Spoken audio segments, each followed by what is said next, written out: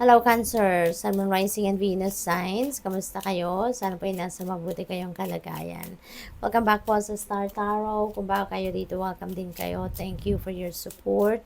I truly appreciate it. God bless you all. Cancer, maraming salamat po sa inyong mga likes and subscribes at sa mga nag-iiwan po ng mga heartwarming na komento, no, sa ating mga videos. Maraming salamat po. Pauna mensahe po ninyo, choice. Sabi dito, by staying conscious in your thoughts, you guide your journey in the direction of choice. Ayan. So, parang, ano kayo, yung sarili din ninyo, yung isip din ninyo, dito yung magdadirect, no, sa kung saan man kayo dapat mapunta.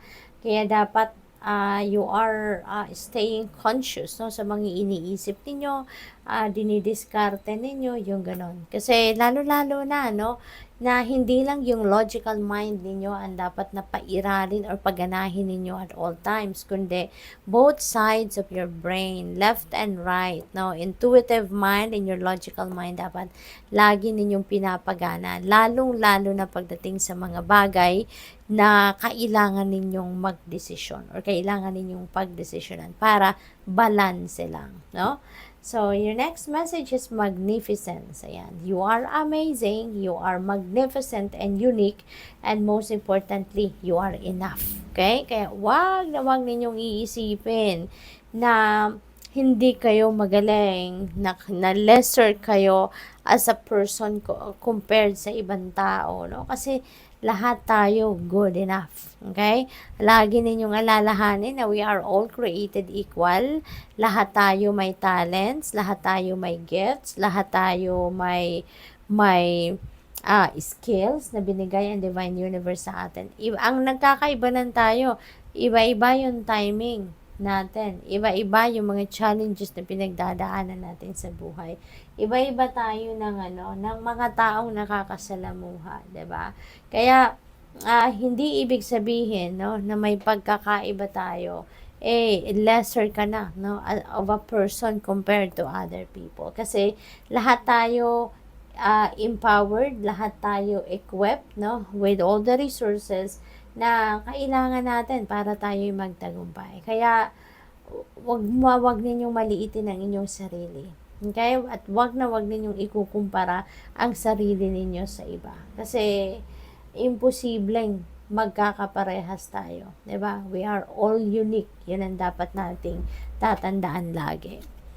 Gratitude, universal love shines through the miracles of life all around you. Ayan, napakahalagang paalala sa inyo na dapat lagi tayong nagpo-project ng ating gratitude.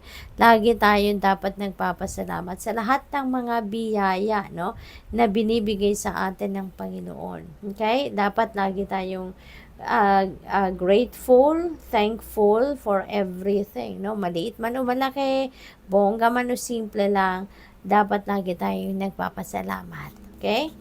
What else? We have guidance. You are not alone. Okay? Hindi ka nag-iisa, Cancer. You are not alone. You are guided by masters and teachers of the highest realms.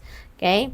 Hindi ka nag-iisa. Lagi kang ginagabayan ng Panginoon, ng inyong mga ancestors, ng inyong mga loved ones in spirit, yung mga guardian angels ninyo, yung mga spirit guides ninyo, no? You are always guided.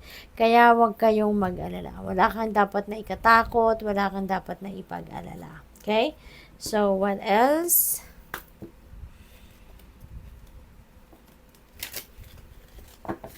Wala? Tumatalon.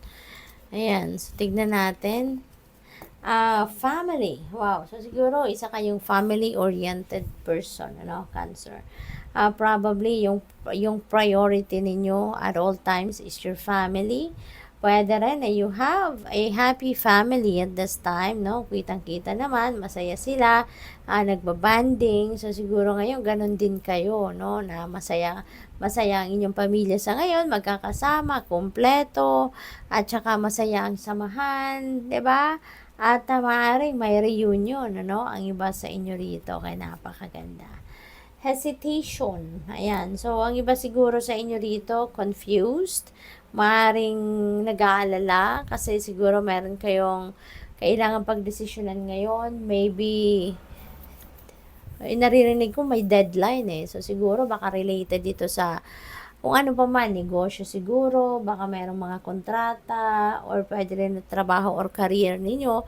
Baka may kailangan kayong pagdesisyonan sa ngayon. But, nag-hesitate pa kayo. Parang, hindi pa kayo confident about doon sa desisyon na gagawin ninyo rito. Kaya, maybe, confused kayo, nag-worry kayo sa ngayon.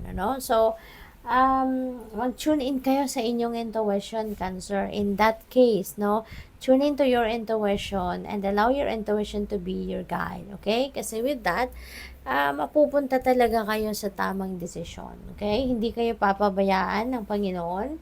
Gagabayan kayo, tutulungan kayo, ipapaalala sa iyo kung ano ang dapat at kung ano ang best para sa iyo, okay? We have indulgence. Ayan. So, meron ditong kasiyahan. Na merong pagkikita-kita, merong reunion, merong interaction. So, siguro, parang, baka weekend getaway din, For some of you, baka nagkita-kita or magkakasama kayo at magkikita-kita kayo ng inyong mga kaibigan, At magbabanding kayo. So, good luck dyan. We have gain. Ayan. So, wow. Baka makukuha nyo na ngayon ang ano ninyo, ang kita ninyo, ang fruit of your labor, So, eto na siguro yung inyong financial reward. Makukuha nyo na, marireceive nyo na at this time. Kaya, napakaganda nito. This could be financial reward ninyo, or baka ito na yung return of investment, or ito na yung tinubo ng inyong pera. Diba? Maaaring ganun ang ganap dyan. We have gift. Ayan, may regalo kayong matatanggap. At ang regalong ito could be money, could be material things. At kung ano man na regalong ito, baka ito ay pwede rin na tangible ito, pwede rin naman na non-tangible, So, material na bagay, pera, mga souvenir or whatsoever, pwede rin na promotion, pay raise, mga ganon, or any kind of opportunities, ang maaring dumating sa inyo. Kaya good luck sa iyo. Thank you for watching. Love and light. Namaste.